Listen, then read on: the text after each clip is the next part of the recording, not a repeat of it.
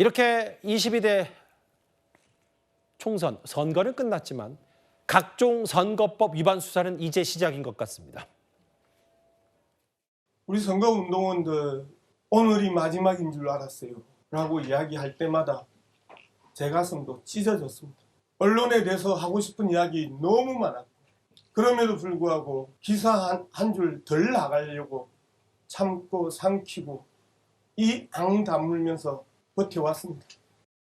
연속해서 저에게 지역과 국가를 위해서 일할 기회를 주신 존경하는 강릉 시민들께 정말로 감사의 말씀을 올립니다. 반드시 성과로서 제가 약속했던 그런 공약들을 실천하도록 하겠습니다. 서초구 아파트 재산축소 신고 혐의 양문석, 재산신고 미술품 등 누락 혐의 이상식, 사전투표장에서 선거운동한 혐의 권성동, 출판기념회에서 무료 마술공원 혐의 제공 혐의 박덕흠. 여야 공이 2명씩 저희가 한번 만나봤다면 다른 인물들도 일단 이번에 각종 선거법 위반 혐의로 이미 조사 대상이 됐거든요. 근데 이번이 좀 더 유독 많다고 하더라고요. 그렇죠. 아무래도 이제 선거법에 대해서 이제 서로 고소고발을 하는 정치적인 풍토랄까요? 사실 별로 바람직하지는 않은 것 같은데 양 캠프에서 서로 간의 고소고발 전까지 일어나고 있기 때문에요. 네. 앞으로 선거를 통해서도 계속해서 이런 선거 사범 수사가 더 많아질 가능성이 있다라고 보입니다. 이번에도 마찬가지 현상이 나타나고 있는데요.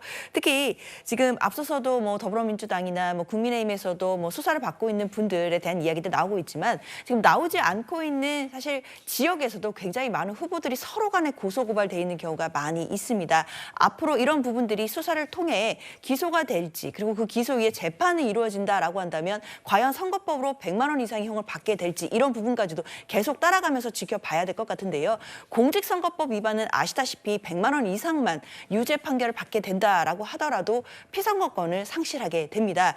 특히 이제 일반 형사 사건의 경우에는 금고 이상의 실형이 나와야 되기 때문에 크게 차이가 나는 것인데요.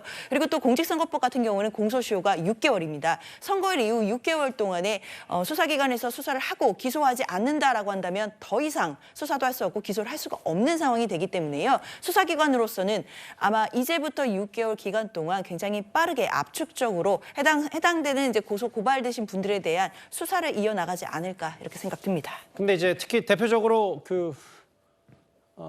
안산 투표소에 부착됐던 공고문이 바로 양문석 당선인 서초구 아파트 재산 축소 신고 혐의. 이건 선관위가 이미 고발한 상태이기 때문에 이런 부분 포함해서 나머지 여야 당선인들 공이 지금 선거법 위반 수사가 본격화됐는데, 사실 공직선거법 위반 수사가 다른 수사도 마찬가지지만 특히 엄격히 적용이 되는데, 누돌 교수님, 이번에 남양주에서 당선이 된 민주당의 김용민 의원, 김용민 당선인이 본인 SNS에 이런 얘기를 했어요. 본인도 지금 아까 제가 일전에 봤을 때 같이 맞붙었던 조광한 후보에게 고발을 당했나요? 이런 부분이 있던데, 정치적 수사 기소는 꿈도 꾸지 마 경고했습니다. 어떻게 받아들이셨어요? 글쎄요, 경고합니다. 저런 메시지를 보면서 거대 정당을 등에 업은 그런 오만함이 느껴집니다. 정말로. 뭐랄까요, 기고만장? 이렇게 해서는 안 되는 거죠. 힘자랑하는 겁니까, 벌써부터? 이렇게 하면서 2000년에 특히 민주당 의원들 같은 경우, 민주당 소속 의원들, 대표를 마찬가지지만 이재명 대표는 지금 겸손한 모드로 계속하고 있지 않습니까? 그게 저는 뭐라고 생각하냐면 2000년의 반면교사를 잊지 말아야 된다 생각합니다. 2000년에도 거대 정당이 됐지 않습니까? 거의 국회를 마음대로 하는, 그래서 4년 동안 마음대로 해왔지 않습니까? 그 결과가 뭡니까?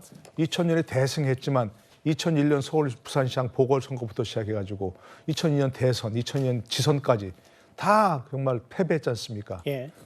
저런 글을 보면서 또 그런 데자뷰를 만들어 가는구나 하는 생각을 할 수밖에 없습니다.